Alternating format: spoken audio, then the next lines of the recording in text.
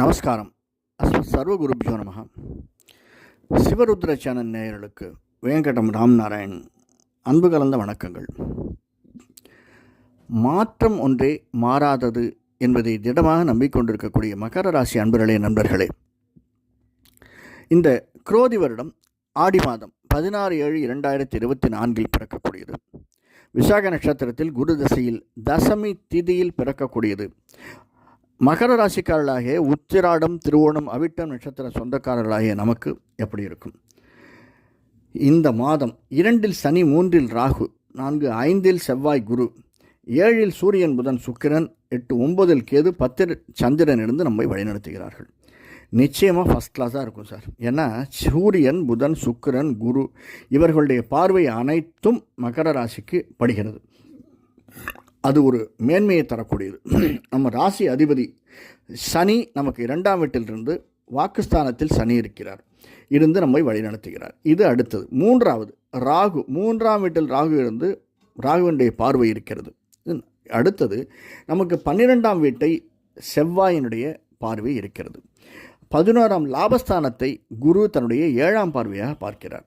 இவையெல்லாம் நமக்கு மேன்மையை தரக்கூடியதாக இந்த மாதம் அமைந்திருப்பதால் கணவன் மனைவிக்கு இடையே உள்ள நிச்சயமாக எழுதி கொள்ளுங்கள், உறவு மேம்படக்கூடியதாக அமைந்திருக்கிறது.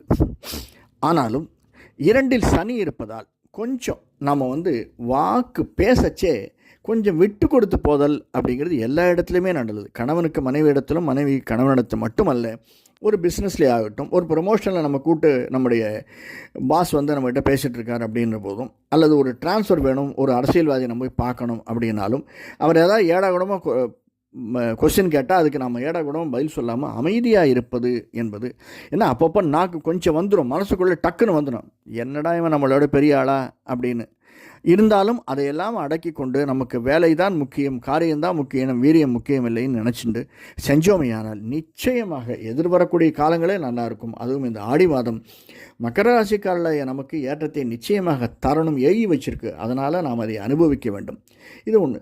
எதிர்வரக்கூடிய காலங்களில் நமக்கு சந்தான பிராப்தி என்பது உண்டாக வேண்டும். அது இந்த மாதம் அடிகோலக்கூடியதாக இருக்கக்கூடியது.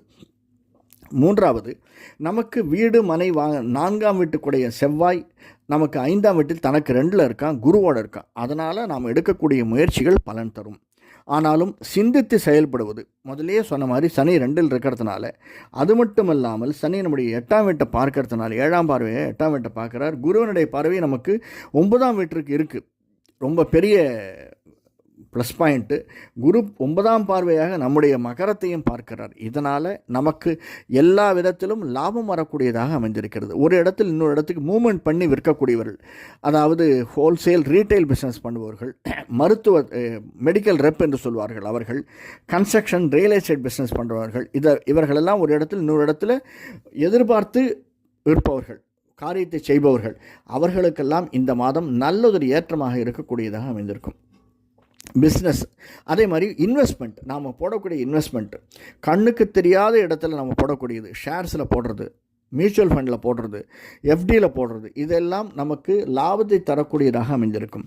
இருந்தாலுமே கொஞ்சம் 2ஆம் வீட்டில் சனி, 3ஆம் வீட்டில் ராகு இருக்கிறதுனால சிந்தித்து செயல்படுதல், ஒரு தடத்து 2 தடவை செக் பண்ணிவிட்டு எந்த ஒரு இடத்துலையும் சைன் பண்ணுறது அல்லது இன்வெஸ்ட்மெண்ட் பண்ணுறது அப்படிங்கிறது ஏற்றத்தை தரக்கூடியது. அடுத்தது சின்னத்திரை பெரிய திரை இருப்பவர்களுக்கு, ஏன்னா செவ்வாய், ராகு, சூரியன், புதன், சுக்கிரன், சந்திரன் இவர்கள் அனைவரும் ஒன்றாக இருக்கக்கூடியதாக இந்த மாதம் அமைந்திருக்கிறதுனால நிச்சயமாக சின்னத்திரை பெரிய திரை இருப்பவர்களுக்கு, அதுவும் மகர ராசிக்காரர்களுக்கு நிச்சயமாக மேன்மை தரக்கூடியதாக அமைந்திருக்கும்.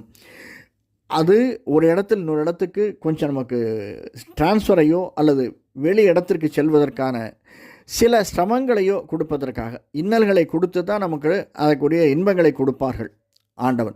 அந்த மாதிரி சின்ன சின்ன இன்னல்கள் வருவதற்கு, அந்த இன்னல்கள் இன்பங்களாக மாறுவதற்கும் சாத்தியக்கூறுகள் இருக்குது.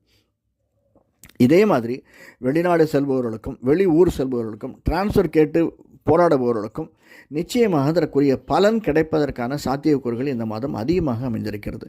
உடல் உபாதைகள் அப்படின்னு பார்த்தோம்னா நமக்கு குருவினுடைய பார்வை, ராகுவினுடைய பார்வை இதெல்லாம் இருக்கிறத வச்சு கனெக்ட் பண்ணி சொன்னோம்னா, சனியினுடைய பார்வையெல்லாம் கனெக்ட் பண்ணி ஷோல்டர் பெயின் அதிகமாக இருக்கிறதுக்கு, ஒவ்வொரு மூட்டு வலி அதிகமாக இருப்பதுக்கு, கை கால்கள் குடைச்சல் அதிகமாக இருப்பது, இதெல்லாம் கொஞ்சம் சின்ன சின்ன உபாதைகள். டென்ஷன் அதிகமாக இருக்கும் சார். இந்த மாதம் இருக்கக்கூடிய மாதங்களிலேயே இந்த மாதம் வரக்கூடிய மாதம் கொஞ்சம் டென்ஷன் அதிகமாக இருக்கக்கூடிய மாதமாக அமைந்திருக்கிறது. எதிர்பார்ப்பை நம்ம ரொம்ப அதிகமாக ஏற்றிண்டே போயிட்டு இருக்கோம். மகர ராசிக்காரர்கள் கொஞ்சம் குறைச்சிக்கிறது நல்லது. நடக்கிறது தான் நடக்க போகிறது. தயவு செஞ்சு அதை குறைச்சிக்கோங்க. நண்பர்கள்கிட்டையும் ரிலேட்டிவ்ஸ்கிட்டையும் நம்முடைய மற்றவர்கள்கிட்டையும் எதிர்பார்ப்பை குறைத்து கொள்ளுங்கள். நல்ல ஒரு நமது இஷ்டப்பட்ட தெய்வத்தை வணங்கி வாருங்கள். குலதெய்வத்தையோ இஷ்ட தெய்வத்தையோ வணங்கி வாருங்கள். நிச்சயமாக சனிக்கிழமைகளில் ஈவினிங் 7 to 8 சென்று நவகிரகத்தை வணங்கி வருது நமக்கு மேன்மையை தரக்கூடியதாக அமைந்திருக்கும். நன்றி, வணக்கம்.